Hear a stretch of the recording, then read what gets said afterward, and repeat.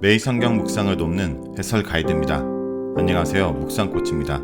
함께 읽고 나눌 말씀은 베드로전서 3장 13절에서 22절까지 말씀입니다. 초대교회 성도들은 그들의 믿음으로 인해 모진 박해와 고난을 받았습니다. 세상의 핍박은 그들에게 두려움으로 다가올 수밖에 없었습니다. 그러나 베드로는 그리스도인들이 정작 두려워해야 할 것과 두려워하지 말아야 할 것에 대해서 분명하게 인식하라고 권합니다. 우리가 두려워할 것은 세상의 핍박이 아니라 하나님을 거역하는 것입니다. 우리가 하나님의 뜻을 행하는 자가 된다면 세상 그 어떤 것도 두려워할 것이 없습니다. 13절에서 17절에 읽겠습니다. 또 너희가 열심으로 선을 행하면 누가 너희를 해하리요? 그러나 의를 위하여 고난을 받으면 복 있는 자니 그들이 두려워하는 것은 두려워하지 말며 근심하지 말고 너희 마음에 그리스도를 주로 삼아 거룩하게 하고 너희 속에 있는 소망에 관한 이유를 묻는 자에게는 대답할 것을 항상 준비하되 온유와 두려움으로 하고 선한 양심을 가지라.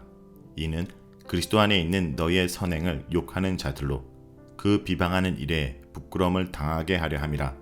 선을 행함으로 고난받는 것이 하나님의 뜻일진대 악을 행함으로 고난받는 것보다 나으니라. 그리스도인들은 이 세상에 살아가면서도 항상 하나님 앞에 행하듯 살아야 합니다. 하나님은 의인과 악인의 행위를 지켜보고 계시므로 우리가 선을 행하면 아무것도 두려워할 것이 없습니다. 우리가 두려워할 이유가 없는 것은 하나님이 선을 행하는 자를 지키시고 보호하심으로 아무도 우리를 해하지 못할 것이기 때문입니다.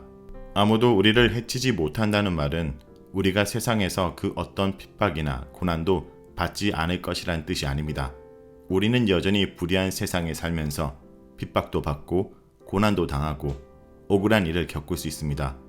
그럼에도 불구하고 하나님의 눈이 우리를 주목하여 지켜보고 계시고 그분의 귀는 우리의 간구에 귀 기울이시고 계시기에 악한 자들이 우리를 해치지 못합니다. 우리가 두려워해야 할 것이 있고 두려워하지 말아야 할 것이 있습니다. 불신자들은 하나님을 두려워하지 않고 세상을 두려워합니다. 그러나 그리스도인들은 세상 사람들이 두려워하는 그런 것들을 두려워해서는 안 됩니다. 베드로는 이사야 8장 12절을 인용하여 하나님의 뜻을 행하는 자들은 세상의 그 어떤 위협이나 핍박도 두려워하지 말고 소동하지도 말라라고 합니다. 앗술의 침공을 앞둔 이스라엘 백성들은 두려워 떨 수밖에 없었습니다. 그러나 하나님의 뜻을 행하는 자들은 자신들을 지키는 하나님을 믿기에 두려워할 필요가 없다라고 이사야서는 이야기합니다.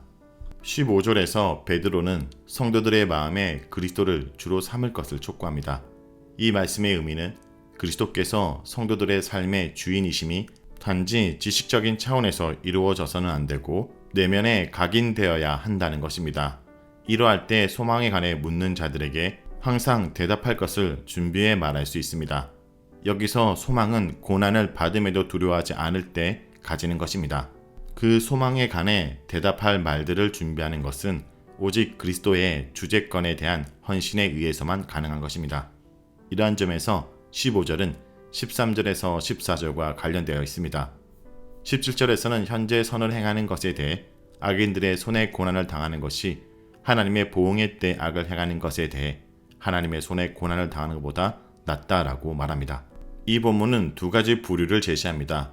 이 세대에 고난을 당해야 하는 선의 행위자들과 다음 세대에 분명하게 고난을 당해야 하는 악의 행위자들입니다. 선의 행위자들은 바로 하나님의 뜻을 행하는 자들입니다. 다음은 18절에서 22절 읽겠습니다. 그리스도께서도 단번에 죄를 위하여 죽으사 의인으로서 불의한 자를 대신하셨으니 이는 우리를 하나님 앞으로 인도하려 하심이라. 육체로는 죽임을 당하시고 영으로는 살리심을 받으셨으니 그가 또한 영으로 가서 옥에 있는 영들에게 선포하시니라. 그들은 전에 노아의 날 방주를 준비할 동안 하나님이 오래 참고 기다리실 때에 복종하지 아니하던 자들이라. 방주에서 물을 말미암아 구원을 얻은 자가 몇 명뿐이니 겨우 8명이라. 물은 예수 그리스도께서 부활하심으로 말미암아 이제 너희를 구원하는 편이 곧 세례라. 이는 육체의 더러운 것을 제하여 버림이 아니요 하나님을 향한 선한 양심의 간구니라.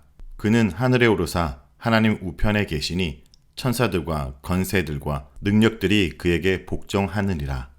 선을 행하였다가 고난받는 것이 악을 행하다가 고난받는 것보다 더 나은 이유는 그리스도께서도 그렇게 죽으셨기 때문입니다. 그리스도께서 의를 위하여 죽으신 것은 그리스도인들이 본받아야 될 모델입니다. 이것은 베드로전서 2장 21절에서도 설명한 바 있습니다. 그리스도께서는 의로운 분이셨으나 불의한 자들을 위해 대신 죽으셨고 그의 의로우심으로 인해 다시 살리심을 받았습니다. 그리스도의 죽으심은 우리에게 구원을 가져왔습니다. 그의 대속적인 죽음의 효과는 시간을 초월하여 영향을 미칩니다. 그리스도께서는 그의 죽으심 이후에 믿는 자들에게만 구원을 주시는 것이 아니라 그 이전에 죽은 자들에게도 구원의 효력을 미치신 것입니다. 그리스도께서 옥에 있는 영들에게도 복음을 전파하셨다는 것은 그가 산자와 죽은 자의 주가 되심을 보여주는 것입니다. 베드로는 성도들이 지금 처해 있는 상황을 노아 시대와 비교하고 있습니다. 노아 시대에 홍수를 통한 하나님의 심판 메시지를 조롱하고 비방했던 사람들은 물로 심판을 받아 죽었습니다. 그러나 노아는 말씀에 순종하고 인내함으로 물로부터 구원을 받았습니다.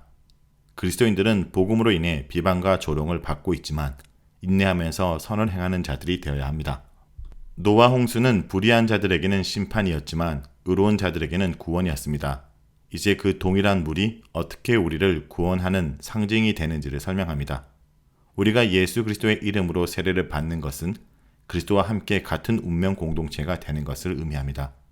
그리스도께서 의를 위하여 고난을 받고 죽으셨던 것처럼 우리도 의를 위해 고난받는 자들로 부름을 받았습니다. 세례는 우리가 그리스도의 죽으심에 동참하는 것을 의미합니다. 그리스도와 함께 죽고 그리스도와 함께 다시 살아남으로 우리는 새로운 존재로 거듭나게 된 것입니다. 세례는 거듭남을 의미하는데 이것은 단순히 구약의 정결의식과 같은 것이 아닙니다. 구약의 정결의식은 육체의 더러움을 씻는 것을 의미하지만 세례는 양심을 정결케 하는 것을 의미합니다. 그러므로 우리가 그리스도의 고난에 동참하는 것은 의로운 존재로 다시 태어나는 것을 의미합니다. 그리스도께서 부활하여 만물의 주권자가 되신 것처럼 우리도 그리스도와 함께 고난을 받고 부활할 때 그와 더불어 만물을 통치하는 주권자로 높임을 받게 될 것입니다. 자, 여기까지가 베드로전서 3장 13절에서 22절까지 말씀입니다. 오늘 말씀을 통해 우리는 무엇을 묵상하고 적용해야 할까요? 첫째, 성도는 고난에 대한 인식을 재조정해야 됩니다. 성도에게 고난은 불행이나 실패가 아닙니다. 형통함은 고난 없음을 뜻하지 않습니다. 그렇다면 예수님의 십자가도 없었을 것입니다. 성경에서 약속한 하나님의 복은 고난을 당하면서도 하나님의 말씀에 순종하는 의인들에게만 주어집니다. 그래서 오히려 고난이 없는 삶을 걱정해야지 고난을 염려하거나 두려워해서는 안 됩니다. 주님은 선을 행하다가 고난받는 것을 그분의 뜻으로 여기시며 기뻐하실 것입니다. 둘째, 선한 양심을 가져야 합니다. 불의한 이득 앞에 타협하거나 변절하지 않고 오롯이 선한 양심을 지킬 때 세상은 도리어 스스로 부끄럽게 여길 것입니다. 그리스도의 죽음과 부활을 통해 세례를 받은 성도들이 바로 그 죄를 생산하는 삶에 대해서는 죽고 그리스도를 주로 삼는 삶으로 살아났습니다. 선한 양심을 따라 육체의 소욕을 이기는 자로 삼으신 것이 구원이라는 것입니다. 물론 갓 출발하기에 고난 앞에 흔들릴 수 있습니다. 하지만 아무도 넘어뜨릴 수는 없을 것입니다. 하나님을 향한 선한 양심은 노아 시대를 통해서도 깨달을 수 있습니다. 노아 시대를 심판하시면서도 노아와 그의 가족들은 방주를 통해서 물로부터 구원을 받게 하셨습니다. 이는 마치 이스라엘 백성들이 홍해에서 세례를 받은 사건처럼 이제 방주의 사람들은 자신들의 과거를 물속에 수장하고 이제 새로운 창조된 백성으로서 구원받고 거듭난 백성으로 선한 양심을 따라 하나님을 향해 나아가는 사람이 된 사건입니다. 그리스도를 영접하고 세례를 받은 성도들은 이제 구원을 위해 필요한 것을 다 했다라고 생각할 것이 아니라 믿음으로 구원에 이르도록 자라가야 합니다. 신앙은 여정이고 순례입니다. 이 여정 앞에 세상이 아닌 선한 양심, 즉 믿음을 따라 걸어가는 주의 백성들이 되길 간절히 기도합니다.